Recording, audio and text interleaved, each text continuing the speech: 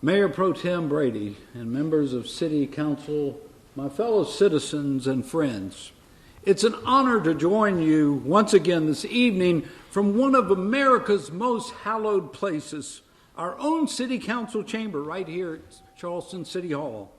For more than 2 centuries, this grand old building, raised in the earliest days of the Republic under President Thomas Jefferson, has served us faithfully as the seat of our city's government and the site of our city's democracy, Charleston's home of we the people. Sometimes when people visit me in my office across the hall, they'll ask me what it's like to come to work every day in a place like this, a place so full of history and meaning. And after I tell them it's the greatest honor of my life, and it is, I also tell them something else. I tell them that the first time you walk up those old marble steps outside and through these doors, you almost can't help but to be bowled over by the enormity of it all. The great people, the great moments, the great debates that have occurred here. But the more time you spend here, the more the essential truth of this people's house and all its long history settles in your bones. We are, in every generation, the keepers of what President Kennedy once called the first revolution. And we continue to hold its truths to be self-evident, that we are all created equal, and that our rights come not from the kindness of kings, but from the hand of our Creator. Because it's here in this small, centuries-old pine chamber that we Charlestonians still come together every other Tuesday night to renew our commitment to the always revolutionary act of self-government, trusting our fate, as we always have, to the grace of a living God and to the common sense and collective wisdom of our citizens. I begin tonight with that old and honorable American ideal because these days some seem so ready to abandon it. Too often and in too many places, grace in all its forms is being cast aside by those who would have us believe that half of our friends and neighbors are wild-eyed socialists and the other half are crazed insurrectionists. And too often, in too many places, the voice of common sense majority is being shouted down by small groups of loud people who think there's only one right way to say or do anything, and that's their way. Well, I think that's just nonsense, and I think you do too. Because here in Charleston, we still believe in the power of grace, and we can still hear the voice of common sense as it rings strong and true across our city and within the walls of this council chamber. And that's why the state of our city tonight is strong, Charleston strong. And it's why City Council and I will spend this year continuing to advance the concerns of our city's common sense majority. Fixing flooding, fighting crime, building affordable housing, partnering directly with our residents, businesses, and other governments to expand opportunity and improve our citizens' quality of life. First, flooding. For more than 350 years, water has been our greatest asset and our biggest liability. But with the new reality of rising seas and ever more extreme weather, that challenge has now become existential. Today, we face a stark choice. Either keep moving forward with our comprehensive plans to protect the city from flooding or begin moving away to higher ground. And on that point, to paraphrase Winston Churchill, I did not become mayor of the city of Charleston in order to sound the retreat from America's most beautiful and historic city. That's why this year alone, it's really amazing, we're spending more than $100 million to move our flooding mitigation and drainage plans forwards. In West Ashley and on James and Johns Island, we'll be breaking ground on more than a dozen flood protection projects, large and small, including new and improved infrastructure, new parks designed to retain stormwater, improved maintenance and ditch cleaning, and the next phase of our award-winning Forest Acres drainage project. On the peninsula, we'll be extending the Low Battery towards King Street, adding drainage capacity with the rehabilitation of our archway tunnels, continuing our work along Hughie Street and the Low Line, and kicking off the final phase of the Spring Fishburne project, which, when complete, will pump more than 1 million gallons of stormwater off our streets and away from our homes and businesses every 3 minutes. But even more, this year will bring the two most critical decisions that our city will make on flooding for years to come. I believe we must be bold. First, we must continue our work with the Army Corps of Engineers to design and engineer a peninsula-wide perimeter that will protect our citizens from devastating inundation, be it from storm surge, from tides, or from sea level rise. And in the process, extend the beautiful, iconic Charleston Battery around the peninsula.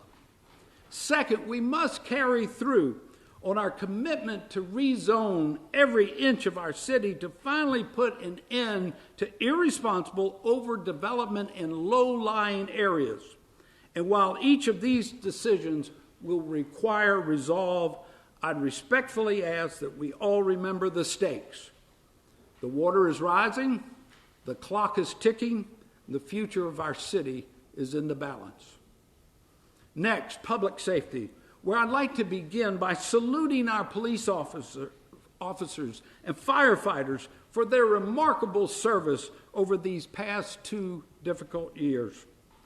On behalf of our citizens, I couldn't be more proud of our police and fire departments, or of the fact that we as a city invest 100% of our property tax revenue in this critical life-saving services of police and fire. And here I want to take a moment to tell you about the remarkable recent work of Chief Luther Reynolds and the entire department. Protecting our citizens from crime, all of our citizens, on every street, in every neighborhood of our city, is the first and most important job of local government.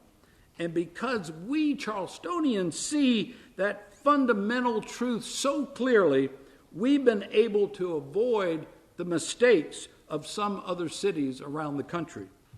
We've increased, not decreased, our police budget every year this council and I have been together.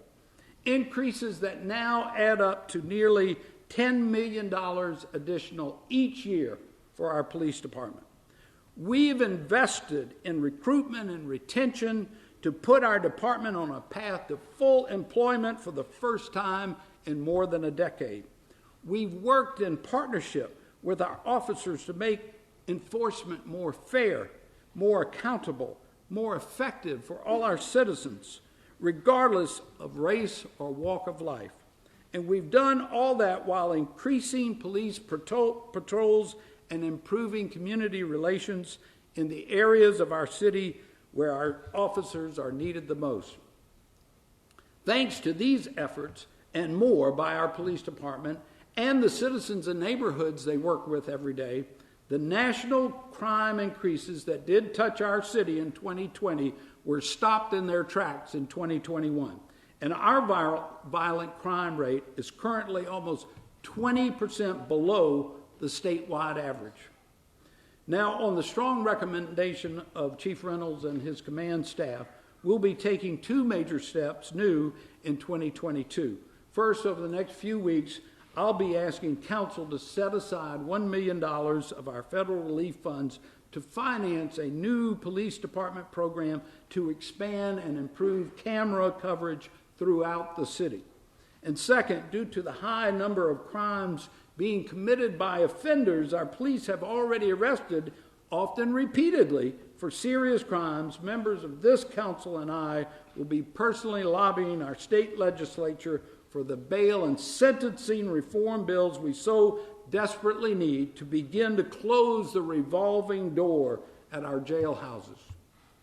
Equally important is our priority for 2022 housing that all our citizens, from teachers and firefighters to servers and retail workers, can actually afford to live in. Over the past 6 years, our city has embarked on the most ambitious municipal affordable housing initiative in the state's history, with the designation of more than $50 million in affordable housing funds and tough new laws requirements.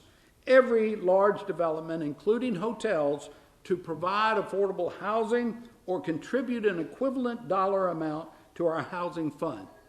As a result, there are already thousands of new affordable homes and apartments in the pipeline, with more being added every day. And this year, we'll be able to see the results of those efforts across the city, with groundbreakings for major new affordable housing projects such as the Archer School, the James Lewis Homes, and a new apartment complex with 180 Place to help place those who are transitioning from homelessness. Perhaps most exciting, though, our housing authority is set to begin work at 275 Hughey Street, where 12 units of old, run-down public housing will be replaced by 72 modern apartments for people at every affordable and workplace price range. And over the next decade, this work will continue at every public housing facility in the city until every housing authority apartment is clean, modern, and safe, and 1,500 to 2,000 new affordable homes have been added to our city's inventory. Finally, this evening, I'd like to tell you just a few about the valuable partnerships that will help us expand opportunity and improve our citizens' quality of life over the next 12 months.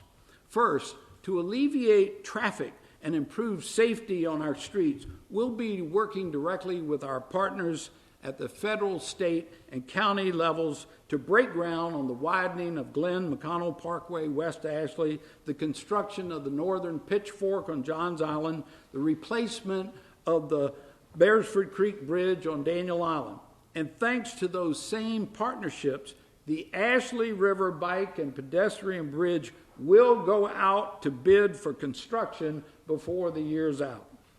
Second, to expand opportunity, we'll continue to work with our Climb Fund to ensure capital is available for local small businesses, and we're partnering with our Metro Chamber of Commerce to intentionally support the work and development of minority and women-owned businesses. And on Saturday, February 5th, coming up, we'll bring together a coalition of nonprofits that support mentoring for a major city-sponsored event to connect young people in need with adults who are ready and willing to help prepare them for success. So I ask our citizens this year in 2022 to consider mentoring a youth this year, because our goal isn't just to leave a better world for our children, but to leave better children for our world. Last, to improve our citizens' quality of life in 2022 and beyond, we'll be expanding our Keep Charleston Beautiful program that was mentioned here earlier this evening with Operation Neighborhood and Adopt a Block, two new initiatives that will partner directly with willing citizens to help keep our neighborhoods clean. Citizens like Teresa Tidestrom, who recently stepped forward to create the resident-led Keep West Ashley Beautiful initiative. And to make sure we're doing our part as a city, I'll be also asking City Council for an additional $1 million from our federal relief funds to build new and repair existing sidewalks in residential areas throughout the city. Which brings us back to the place where we started tonight, this historic People's House, where thanks to our citizens, the power of grace, and the will of common sense, it still stands strong. And with that in mind, I'd like to leave you with this thought tonight. Never before in all of our 352-year history has this city been as prosperous, as resilient, as equitable, or as strong as it is today. Never before has our future been brighter. And while we know there will always be challenges and there are things for us to work on, we also know that as long as we remain true to the ideals that brought us here to this point, there will never be a problem we can't overcome together. And our best days will always still be ahead. Y'all, we're in a good spot. Thank you. God bless you. And may God continue to bless this great city of Charleston. Thank you very much.